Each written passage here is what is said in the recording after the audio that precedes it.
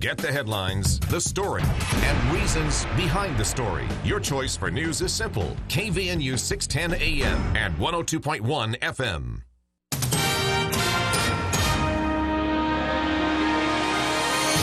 KVNU News Time is 5:05. I'm Bill Walter with this news update brought to you by Whole Tree Care.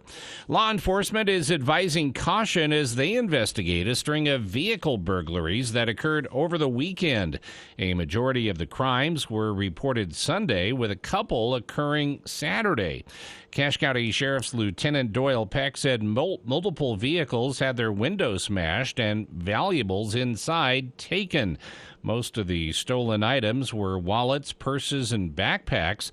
The burglaries were reported near trails where the vehicles were parked for an extended period of time. Peck said several of the crimes occurred at the Guinevere Campground and Wind Cave Trailhead in Logan Canyon. Logan City Police Assistant Chief Jeff Simmons said they were also investigating similar burglaries that had occurred at First Dam and Rendezvous Park. Peck said it appears the incidents were all crimes of opportunity, where the suspects quickly hit a group of vehicles, grabbing whatever they could and fleeing the area. With Cache Valley experiencing record-high temperatures over this past weekend, many headed to parks and trails to enjoy the early spring weather.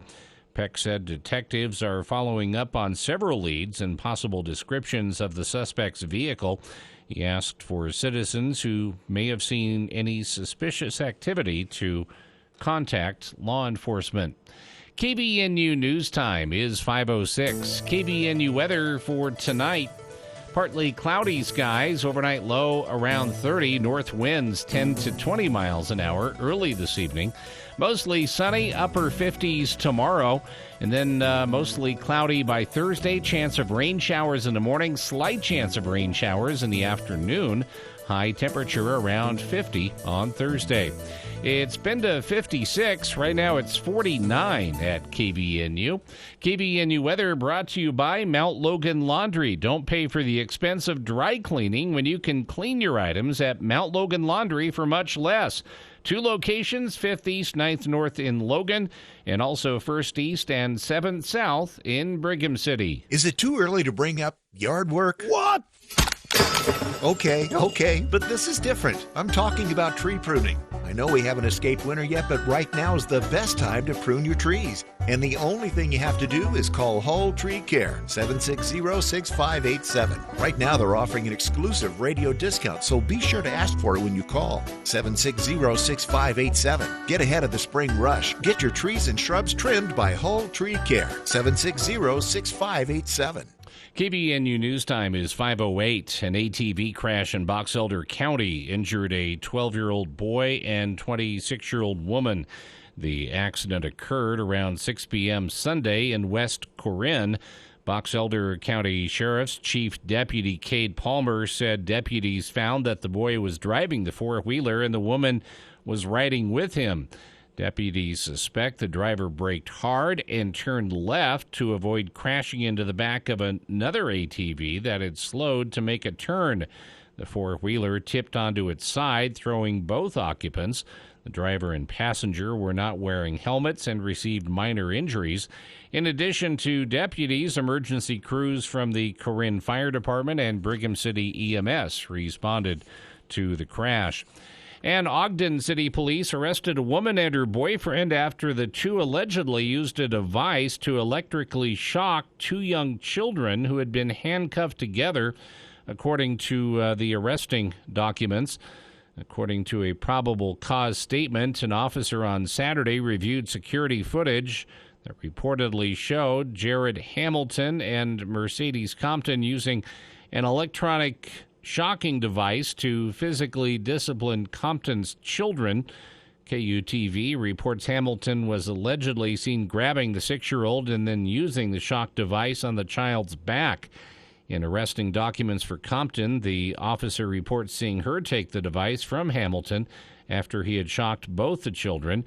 She was allegedly waving it around in front of both the kids before reaching out and touching the 5-year-old child with it. The probable cause states that Compton then attempted to touch the 6-year-old with the device. Both Compton and Hamilton were arrested on suspicion of child abuse. Both suspects face 2 third-degree felony charges of intentionally inflicting serious physical injury to a child. KBNU News Time is 5:10. For more details on these and other stories, visit CacheValleyDaily.com. As our world changes, we'll keep you up to date with the latest information. News Talk KVNU 102 FM 610 AM. My name is Dr. Brandon Prevey, and I love being a dentist. I work with Drs. Curtis Taylor, Anthony Larson, and Paul Harris. When people ask where our office is, I actually have 2 answers. First, I spend part of the week at Logan Dental Associates, and then second, I spend the other part at Cherry Creek Dental in Richmond. Both locations are a full-service dental office and can take care of everyone in the family. Call or go online and make your appointment with the offices most convenient for you. Logan Dental Associates in Logan or Cherry Creek Dental in Richmond. Here's Chad Norton, the lawn doctor, with a tip for your lawn. With warmer temperatures and no snow on the ground, green grass might be here sooner than ever. We are excited to offer a new 2-service soil enrichment program to improve water retention, reduce compaction, stimulate root growth, and increase nutrient and fertilizer uptake, resulting in a healthier lawn this summer. Sign up early and get the second service half off. Fertilizer, weed, and pest control. Call the Lawn Doctor at 753-LAWN or go to LawndoctorCacheValley.com.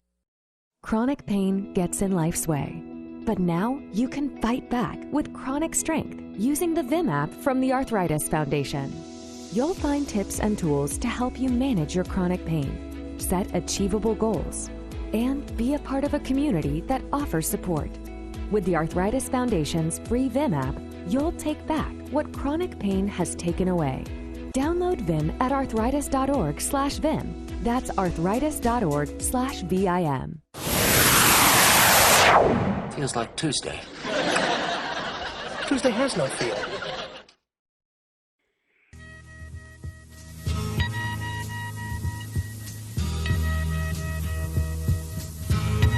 Welcome back to KVNU's For the People.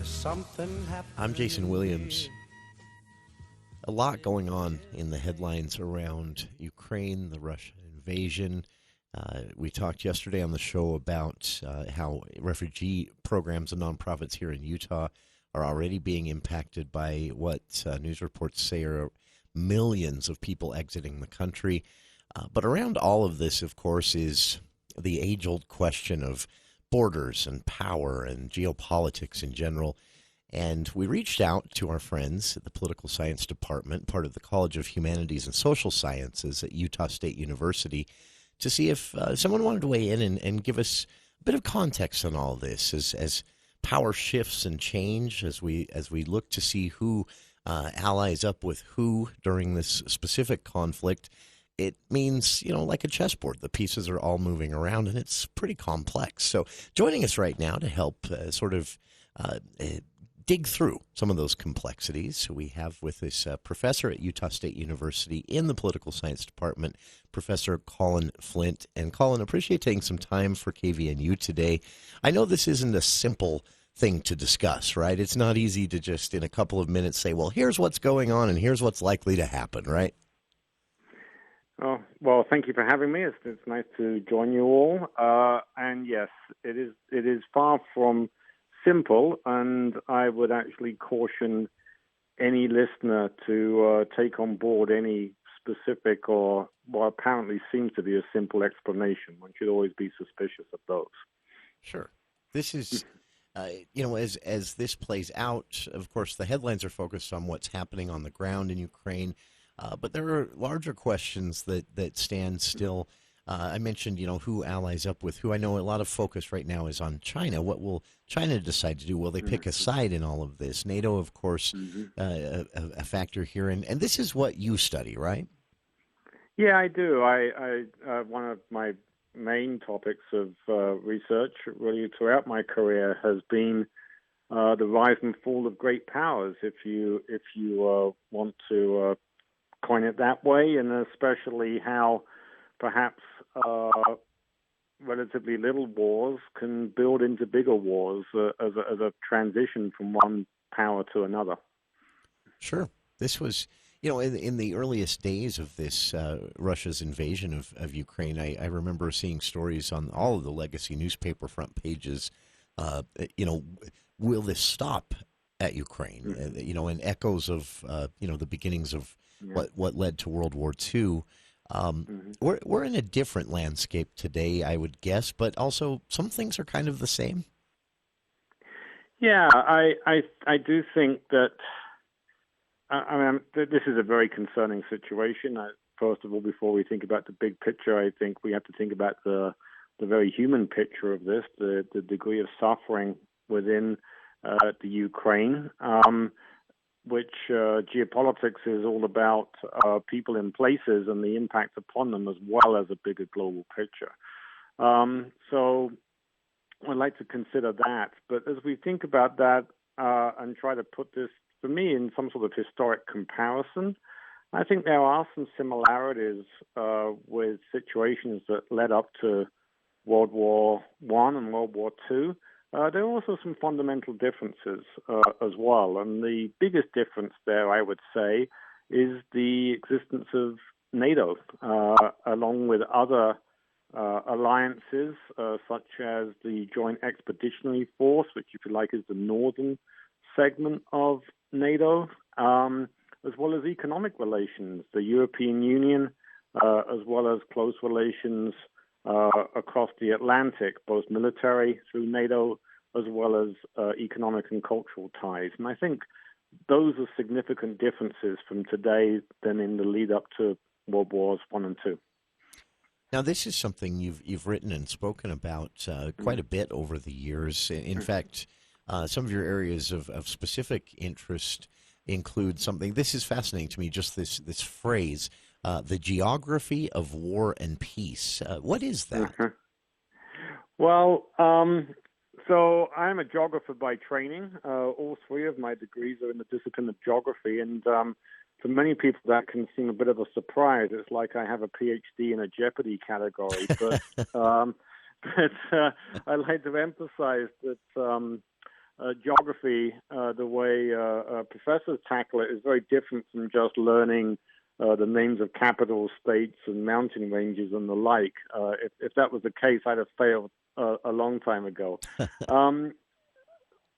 Just as all our actions, whether they're political or military or economic, take place in time, there's a history to our activities, there's always a geography to our actions as well. Our actions take place in particular geographic contexts, particular places, particular countries, particular regions, and our very own actions help make geographies, if you like. The invasion of Ukraine is Vladimir Putin's attempt to recreate the geography of the borders between Ukraine and Russia, and to perhaps create one bigger country out of those rather than having Ukraine as an independent country. This is a creation of geography. So our actions take place within different geographic settings, and what we do can very much change the nature of those settings. Sure. And it does influence, just as in the lead up to World War II, it influences nations like the United States in that when you think of geography, there's this giant ocean separating us, and that allows us to, when convenient, kind of be removed from a lot of this, right? Yeah, the United States is a very interesting country in terms of how it came to be a great power. And if you think about past great powers, before the United States, Great Britain, before Great Britain, the Dutch, they all in a way have been sea powers, which I think is interesting. But they've all been unique because they have different cultures, different political systems, as well as different geographic settings. We often think of the United States as a continental country, but another way to think about it is a country that started on the Atlantic seaboard and progressively became on the Caribbean or Gulf of Mexico seaboard and into the Pacific seaboard. And its rise to power through World War I and World War II was initially becoming a transatlantic power, and then closely tied to that, only really just behind it through the actions of World War II, was becoming a Pacific power. This is a topic that I'm currently working on. I find it very interesting how a country like the United States of America has, first of all, to control what I call its near waters, the coastal area close to its shoreline, and it needs to do that to make itself secure. And then once it's done that, countries can choose to project their power into what I call far waters, pieces of the ocean on the other side of the globe. And the United States did that, especially during the fighting of World War II. And it's remained there through the establishment of NATO, the military presence that it has in Western Europe, and, of course, its military presence across the Pacific in bases such as Okinawa, Japan, for example. And the interesting thing about this to remember is that what you could say are United States far waters, such as the Western Pacific, for example, are other countries' near waters, such as China's near waters, and hence you have the potential for friction between countries, because some may see that they have a presence of another country in their own near waters, the waters close to their shoreline, and they may get upset about that. The United States of America, in a way, ushered out Britain from near Atlantic waters in the Caribbean area, and did that peacefully. But it didn't want Britain, and Spain would be another one in those near waters. And you can have to perhaps understand why other countries today are wondering why the United States is in their near waters. Sure. Because it's quite a ways away from the United States, right? Exactly. Yeah. Yeah. And because it's been such a long time, and because it has created a period of relative global peace, but mainly global peace between the bigger powers rather than within smaller countries. But because it's been there for a long time and has created a sort of peace, there's been no world wars, for sure, we come to take it for granted. We don't, in a way, question it. But, of course, other countries, from their own particular perspective, can certainly question it. And that's exactly what China is doing right now. Sure. This is, and I think, I feel something that we take for granted here in the United States. I know I do. Back to geography a bit on this. When you consider, to most of us, as we read the headlines, places like Belarus, Poland, Ukraine, these are faraway places. For people in the United Kingdom, for example, in Great Britain, this is a trip that could be made by car in about the same time it would take an American to travel from California to New York. Right. So still a significant distance, but a lot closer than what we're used to here in the United States. And there's a war going on, right? Yeah. Yeah, and I think of older generations. My father is still alive; he's in his mid-80s. I mean, he has memories of a global war that one key arena was Europe, and an Eastern Front in Europe between Germany and Soviet Union. So he very much remembers those times, as will other people across Europe of that age group. And I think it's bringing back some grave concern for them, as you can probably understand. Do you feel that this is why that there's been at least a perception in the news media of unity among European countries in this Russia invasion of Ukraine? Yes, and I think that historical memory plays a role, but also the strength of the institutions that were created because of that history. The European Union started off as a trade agreement between France and Germany over coal and steel, and the ideology there, or the idea there, was simply that if those countries traded to each other, they wouldn't go to war with each other for a third time after they had done with World War I and World War II. So from that small acorn grew the big tree of the European Union, which has created all sorts of ties. Perhaps not the degree of common identity that we would perhaps think. Some people think of themselves as European, but mostly people see themselves primarily as a member of a European country first. Sure. But yes, that memory has created those institutions, and I think, on the whole, up to now, those institutions have held firm and been quite united. Sure. Which is, and I think that Vladimir Putin didn't think that would be the case. I think that's been a surprise to him.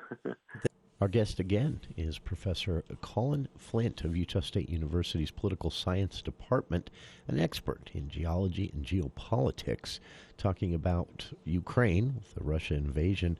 On the other side, we'll talk what happens next. How might this all be resolved? Stay tuned. More of KVNU's For the People right after this.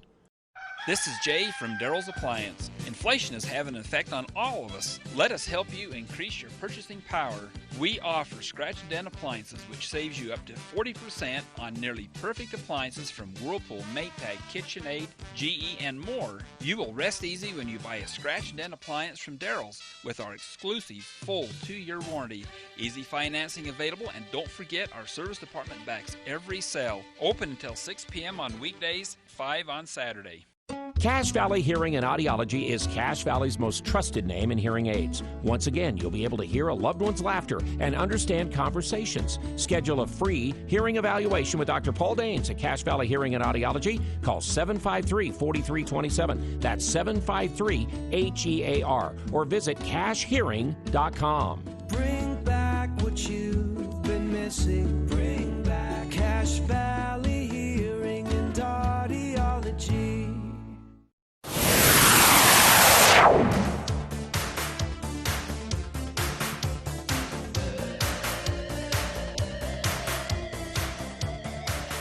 Welcome back to KVNU's For the People. Our guest today, Professor Colin Flint. He's a professor of political science at Utah State University, training and expertise in geology, geography, geopolitics, and how that all plays a part in what we're seeing in the headlines regarding Ukraine and the Russia invasion. We've talked now about kind of the surrounding umbrella of all of this that has led to where different sides are in the geopolitics of this specific invasion of one country of another. So the next obvious question, Professor Flint, is what possibly happened? As you've mentioned, this changes the geopolitical landscape depending on which side this or that country might fall on. So what are the possible outcomes here? So I'll give you. So it's of course hard to predict. Sure. I think it's hard to predict. I think we have to hold our hands up and say that most of my colleagues didn't predict the invasion. Even up to the day, we didn't think Putin would invade Ukraine, and that's because we couldn't see what the benefit would be. If you think of it in terms of a cost-benefit type of analysis, we just didn't think that the benefits would be there, the outcomes would be there.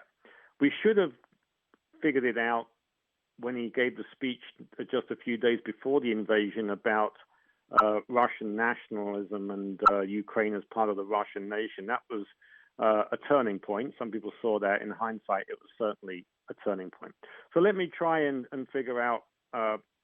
So what's happened, perhaps much to the surprise, is that the invasion has pretty much stalled. There's really high casualties on the Russian side. My fear, the one horrible scenario here is that in the face of that defeat, Putin escalates in a way by increasing bombardment of civilian targets, and I don't think we can rule out the use of a small nuclear weapon. I still don't think that's I think there's a less than a 50% chance of that, but I don't think we can rule it out. That's a horrible thing to say. Sure. I think long term, this is a dreadful outcome for Russia. If the military campaign continues, it's a long, grinding war for Russia, and I don't think it seems that his military is really up for that. And there'll be a lot of casualties, and that will feed back into dissent within Russia amongst elites as well as amongst the people. Russia's economy is going to get hit very badly. And we've already seen reports of tens of thousands of people trying to leave Russia, especially young and well-educated people in new industries such as information technology. This is all a bad scenario, and it puts Russia back greatly. I think it strengthens NATO. In a way, NATO's been looking for a purpose since the end of the Cold War, and it's sort of justified its existence through the war on terror. But this has really given it that strength. I think, though, that the longer this goes on, there could be greater cracks in this. Some countries are more reliant on links with Russia than others. That will perhaps lead to greater tensions the longer this goes on. But at the moment, that unity is there. And let's perhaps end where you started, Jason, and that's with China. And what's China got to do with this? China's growth has been partly based on this economic project called the Belt and Road Initiative, this massive infrastructure project for trade investment that essentially spans the globe. And there's been two essentially routes for that. One has been across Eurasian continent into Western Europe. The other has been a maritime one through into the Indian Ocean. Now, this war in Ukraine, if you like, is a massive pothole in that land-based piece of infrastructure. What is it? And that's going to affect China. China, that will probably require China, if it lasts a long time, to have to increase its presence in the South China Sea and in the Indian Ocean, which had already, prior to this war, been seen as the most likely cause of another war, would be China's naval growth across the Indian Ocean. There had already been alliances in which the United States was heavily involved to try and counter that to some degree. Can this go even worse here? And the answer is yes, and the answer will be an indirect one through sanctions. If China feels that America is taking the opportunity to turn the screw against China by including sanctions against China, if it continues to trade with Russia, that's where I think things could escalate, and that would be, for me, the more likely step to a bigger war than just the land-based Russia-Ukraine war. It's frightening to think about, and almost no real good scenario for anyone outside of the positions of power where these decisions are being made, which I guess is how it goes. But I do have optimism. Or my optimism would be this, Jason, is that China was doing quite well by staying within the rules of the game, really, and just working hard on its economic agenda and putting its economic presence across the globe. Now, this ruffled feathers, for sure, but it wasn't an act of war. And my optimism would be that China sees the global reaction against Russia because of its invasion of Ukraine and realizes it has a lot to lose if it doesn't play by the rules, and has much more to gain if it stays within the rules. That's the better scenario for China. But what that, of course, means is that there can still be that relative transition of power between the United States and China if China is able to succeed by playing through the rules. But hey, at least it may not be a global war. Sure, that's right. Which is definitely something you would think everyone would like to avoid. Well, most everyone. This is a fascinating conversation and really gets into the complexities of all this outside of the headlines that we're all exposed to every day. And for listeners, again, our guest is Professor Colin Flint of Utah State University's Political Science Department. He is a specialist in geopolitics, has written and spoken about this, and you can find a lot of what he's had to say over the years in general outside of this specific invasion of Ukraine by Russia via several links I've posted on our Facebook page. And Colin, before we part ways, you mentioned that for those out there that are interested in getting to learning more about not just this, but geopolitics in general, there is actually something called an Aggies Geopolitical Observatory that I'd never heard of this before, but this sounds fascinating to me. Well, thank you for giving me a chance to talk about that. It is perhaps my favorite project of my whole career. The essays on Aggies Geopolitical Observatory, or Aggies Go, as we like to call it, are all written by undergraduate students. They take a current issue of the time and they choose to write a very short, we hope accessible essay, which just gives a geographic perspective on that issue of the day, just to hopefully help readers gain a bit more understanding of it. It's not really a more factual understanding, but hopefully some way of helping them think about it, interpret it. So I would be very happy if your listeners would use Google and find the Aggies Geopolitical Observatory. It's fascinating stuff, and I plan to spend some time there myself. This is, as Colin mentioned, you can simply search for this. A simple Google search of Aggies Geopolitical Observatory will take you where you need to go. I've also linked to it on our Facebook page, and there's a lot to read there, covering, again, this crisis in Ukraine with the Russian invasion, but also going back, talking about some recent headlines that have involved South Korea, how certain countries have weathered the pandemic this way or that, cybersecurity and more, just some of the topics there at the Aggie Geopolitical Observatory. And again, I've linked to that on our Facebook page, or you can just search for Aggie's Geopolitical Observatory. Our guest again has been Professor Colin Flint of the Political Science Department there at Utah State University. And Professor Flint, really appreciate taking some time for KVNU today to boil this down and contextualize some of the headlines.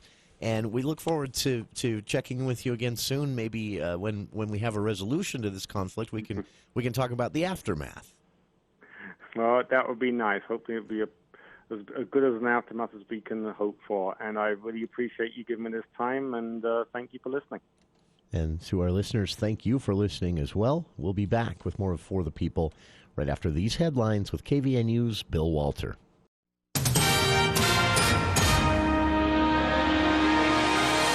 Thank you, Jason. KVNU News Time is 5:38. This look at the news brought to you by the Duck Hunter. A 44-year-old Logan man is headed to prison for physically abusing and threatening to kill a woman multiple times during the past several years. Paul Wayman cried as he was ordered to serve a term between 2 and 30 years. Wayman was sentenced in a virtual hearing in First District Court Monday morning. He previously accepted a plea deal, pleading no contest and guilty to multiple felonies, including aggravated kidnapping and assault. Defense attorney Joseph Saxton told the court how alcohol abuse was a common link in all of Wayman's cases. He explained how his client was drinking an average of 30 beers a day before being arrested in October. The victim tearfully told the court Wayman needed treatment and learned to control his anger. She explained how the defendant had abused 3 other women previously. Cache County Deputy Attorney Ronnie Keller said Wayman's crimes merited prison so the victims can be protected. He described how the defendant had strangled and threatened to kill the victim multiple times. Wayman apologized and said his family had meant the world to him. He acknowledged, though, having a really rough relationship with the victim. Instead of prison, he asked the court to allow him to seek treatment. Judge Spencer Walsh said Wayman was a total bully and tyrant in his house. He said the defendant's actions cannot be tolerated while handing down maximum sentences for the charges. The exact length of time Wayman serves in prison will later be determined by the Utah State Board of Pardons and Parole. Judge Walsh said he would recommend credit for time Wayman had already served since being arrested. He also advised mental, substance, and domestic abuse treatment during incarceration. Thomas J. Vilsack, the U.S. Secretary of Agriculture, is going to serve as USU's commencement speaker for its 135th Logan Campus Commencement Ceremony this spring, which will be conducted in person at the D. Glenn Smith Spectrum for the first time in 2 years. Vilsack, philanthropist Lisa Eccles, and former Utah legislator Lyle Hilliard will receive honorary doctorate degrees during the ceremony on Thursday, May 5th. Conferring honorary degrees enables universities to recognize and honor individuals for their sacrifices and commitment to making positive changes in the world. The 135th USU commencement will begin at 9 a.m. with a procession on the Logan campus starting on the quad at 8:30 a.m. The commencement ceremony will include the awarding of honorary degrees, the announcement of university-wide faculty awards, and commencement speeches. Colleges and campuses are planning individual convocation and graduation ceremonies as well. Please see the Logan campus webpage for information about college convocation and hooding ceremonies, and the statewide campus's schedule webpage for details about ceremonies in Blanding, Brigham City, Kaysville, Moab, southwestern Utah, Tooele, and Uinta Basin. Idaho Governor Brad Little has signed into law a property tax reduction for higher-valued houses to keep older, low-income Idaho residents in their homes. The Republican governor last week signed the measure that increases the maximum value of a home that qualifies for the property tax reduction program called the Circuit Breaker. The measure adjusts the maximum value of qualifying residential homes to 150% of the median assessed value in a county. The bill also allows homeowners to use a $300,000 valuation, which in some counties could cover more homeowners. Backers said older homeowners with limited incomes need the tax break or they'll be forced from their homes. KBNU weather brought to you by Adams Wealth Advisors. They have over a decade of service, earning the trust of the individuals they proudly serve. Visit adamswealthadvisors.com to schedule a time with an advisor today. Partly cloudy tonight, overnight low around 30, north winds 10 to 20 miles an hour early this evening, and then mostly sunny tomorrow, upper 50s for the high. It's been to 56. Right now it's 52. You can always get the latest news on CashValleyDaily.com. John at the Duck Hunter asks, have you ever checked the dryer vent cover on the outside of your home? It could be broken, full of lint, or worse yet, you could have an unwanted guest living in it. John suggests you check your dryer vent today. And if you can't, call John at the Duck Hunter. He'll do a visual inspection, and if needed, run a camera through the dryer vent line to see what's going on in there. For a free consultation, call the Duck Hunter, 770-4813. We are the Duck Hunter. Breathe better, save money, protect your home. We are the Duck Hunter. Hi, this is Drew Allen with Allen Mortuaries. Over the years, thousands of families have planned ahead with Allen Mortuaries. Planning ahead helps you make informed and thoughtful decisions. It also spares your family the stress of making these decisions under the pressure of time and strong emotions. Allen Mortuaries' secure pre-need trust plan can save you nearly 40% versus other plans. Keep it simple, safe, and secure. Go with the proven choice, Allen Mortuaries. Voted best funeral home in Cache Valley in northern Utah. Allen Mortuaries. Then, now, always. It's time to vote in Best of Northern Utah, and Advanced Heating and Air Conditioning would appreciate your vote again this year. They were named Gold Medal winner in 2021 because of their amazing service, and they look forward to another Gold Medal season. Go to Advanced Heating and Air Conditioning's website or Facebook page for a quick link to vote. Remember, you can vote once per day. Thank you for supporting Advanced Heating and Air Conditioning. We're not comfortable until you are. Advanced Heating and Air. Hey, Joe, I thought you were retired. Living on a fixed income is tough. So here I am, an essential worker. I know. I mean, food prices are going up every day. Thank goodness for benefitscheckup.org. Benefits what? benefitscheckup.org. It's a free website where people over 60 can find help to pay for food, medicine, even utilities. I got $1,200 a year in benefits. Maybe it can help you. Tom has been a teacher for over 40 years. One day, I think one of the students had asked the question and he didn't remember the answer. And I also noticed that he was letting his class out earlier than they were supposed to let out. I was really starting to worry. Levi and I talked about how it would change our lives, but he was there beside me. When something feels different, it could be Alzheimer's. Now is the time to talk. Visit alz.org/ourstories to learn more. A message from the Alzheimer's Association and the Ad Council. Hi, this is Gordon Deal. Wednesday on This Morning, America's First News, tracking the peace talks between Russia and Ukraine. Plus, Senate Republicans have targets on a handful of under-the-radar races. We'll identify which ones. Also, signs the Great Resignation is now becoming the Great Return as office workers head back, and what you can't deduct from taxes even though you're working from home. Wednesday on This Morning, America's First News. From 4 to 6 on News Talk KVNU, 610 AM and 102 FM. Your station for news and talk.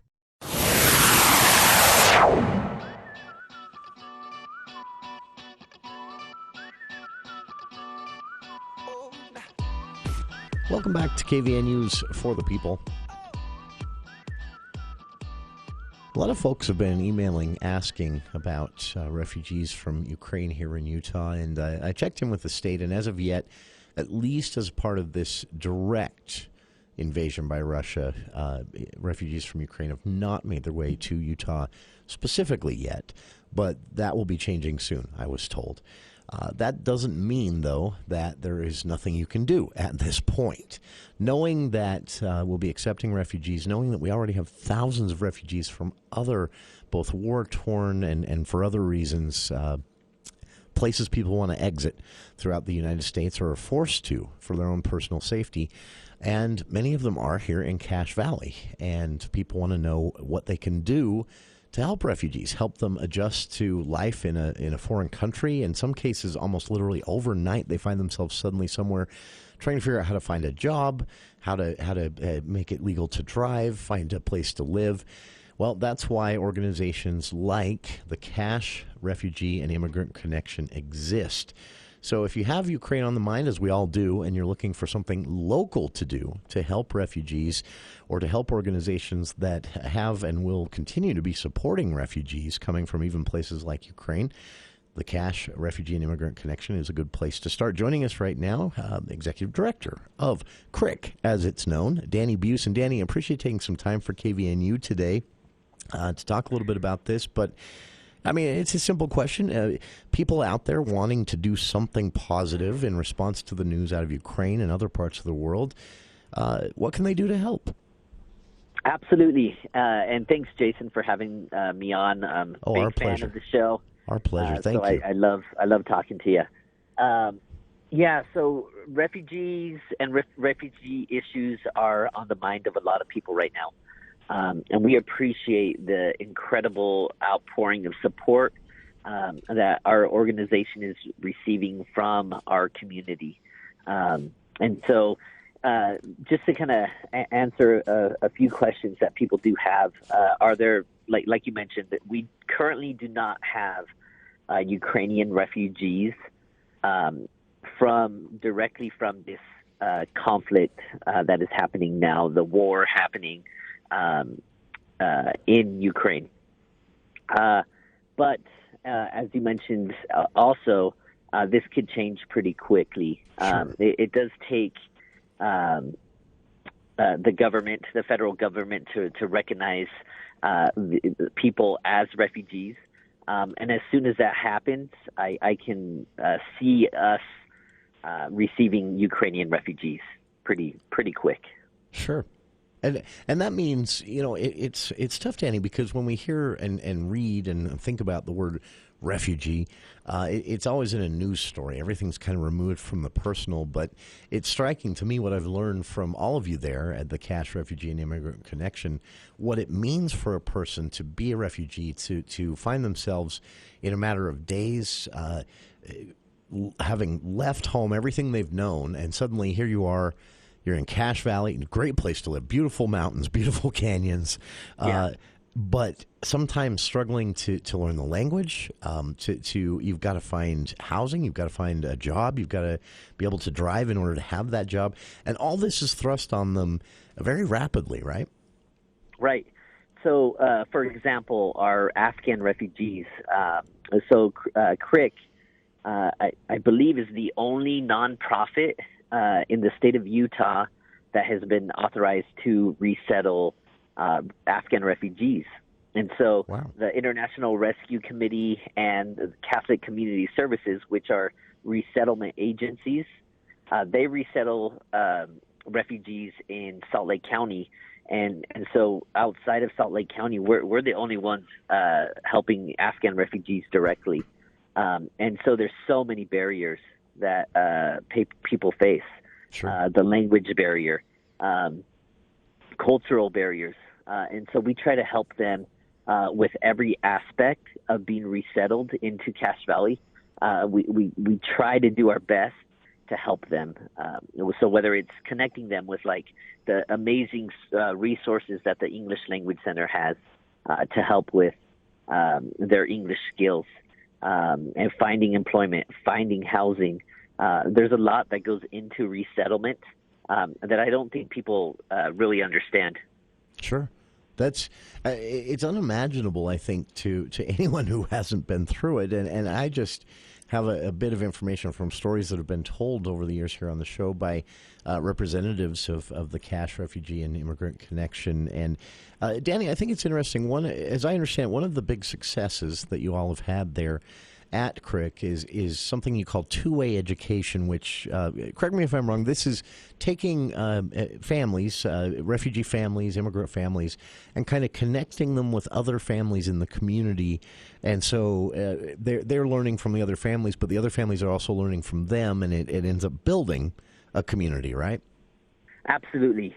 We love our neighbor program and the ability we have to connect people with families, that we try to find people of similar ages and similar family situations, so that they can create a social circle, because everybody knows that social circle is so important to somebody thriving in a place. So whether it's me moving from California to Utah and what's going to keep me here and what's going to help me thrive is my social circle. It's the same with refugees. And so we love our neighbor program because it connects people to learn about cultures, to learn about experiences, and to help our refugee families at the same time.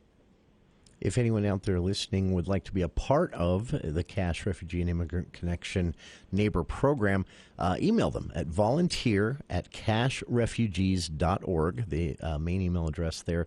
But that's just one opportunity you have to volunteer. You can be a part of their ongoing community garden efforts. You can help with citizenship classes, driver's license classes.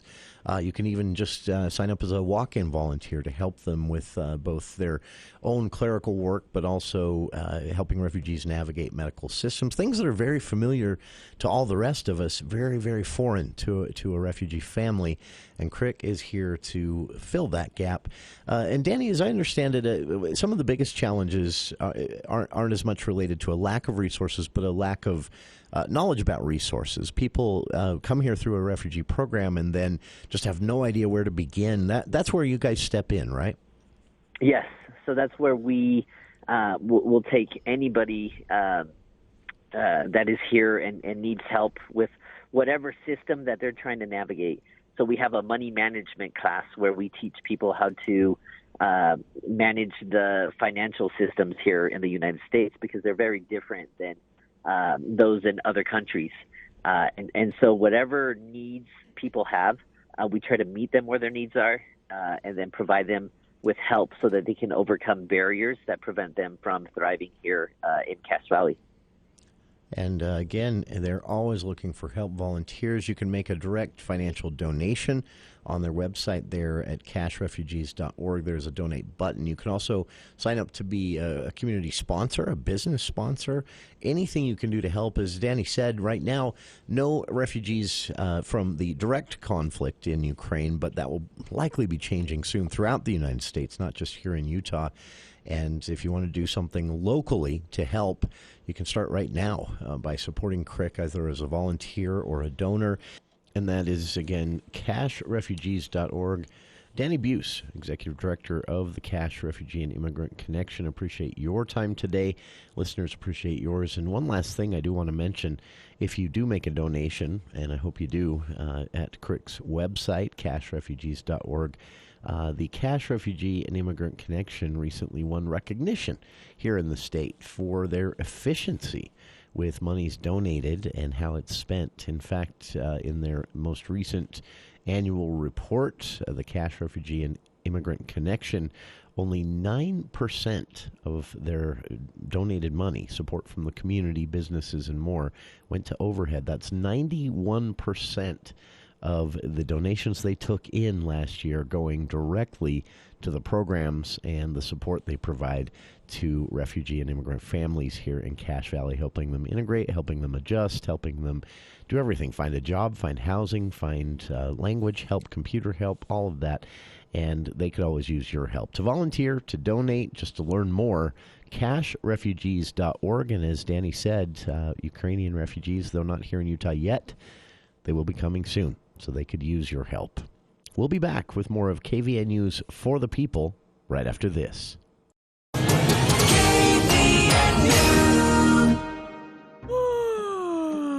After that long, cold winter, my green grass blades are dingy, yellow, and smashed down. I need a little help waking up. Oh, and I need help fighting off those pesky weeds. What can I do? Don't worry, friend. Logan Extermination helps lawns come out of tough winters. And right now, they have a special on pre-emergent and fertilizer application. It'll keep weeds down and green up your grass for only $55. Call Logan Extermination for details. 752-8450. Based on maximum 5,000 square feet. When the bills from your accident pile up, it's time for you to consider professional legal counsel. Get the Bear. Berenson and Caldwell. I remember because Berenson and Caldwell helped me get through an auto injury accident. It was not a situation I could have handled on my own. I needed an attorney because I was being harassed. With Berenson and Caldwell, I didn't feel like I had to worry about things. I couldn't deal with the pressure and the stress of it, and he took all that away. I would absolutely recommend them. I would get the Bear. Visit BerensonLaw.com to instantly connect and receive a free case review of your injury. BerensonLaw.com. UNI Furniture stocked up with a wide variety of home furnishings. You've heard us talk about their chair department before. It's chair heaven. A big variety means a good chance UNI will have what you're looking for. Also, UNI, your mattress headquarters, including Therapeutic and Maloof.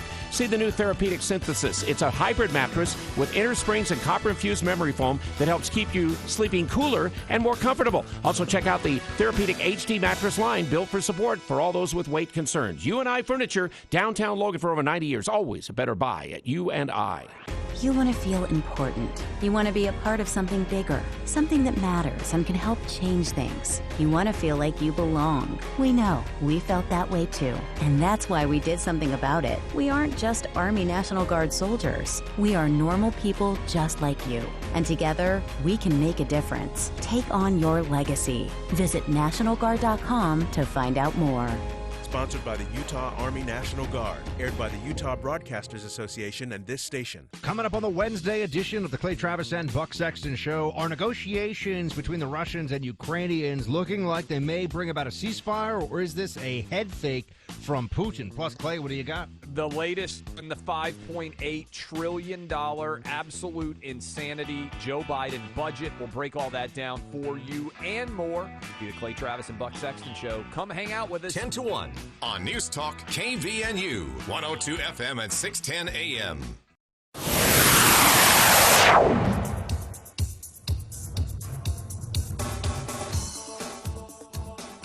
That is our time for today.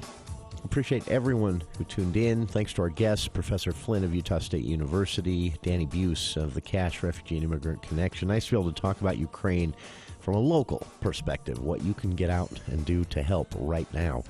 We'll be back tomorrow on the show talking about how Utah's farm-to-table program is really stepping things up, especially here in northern Utah.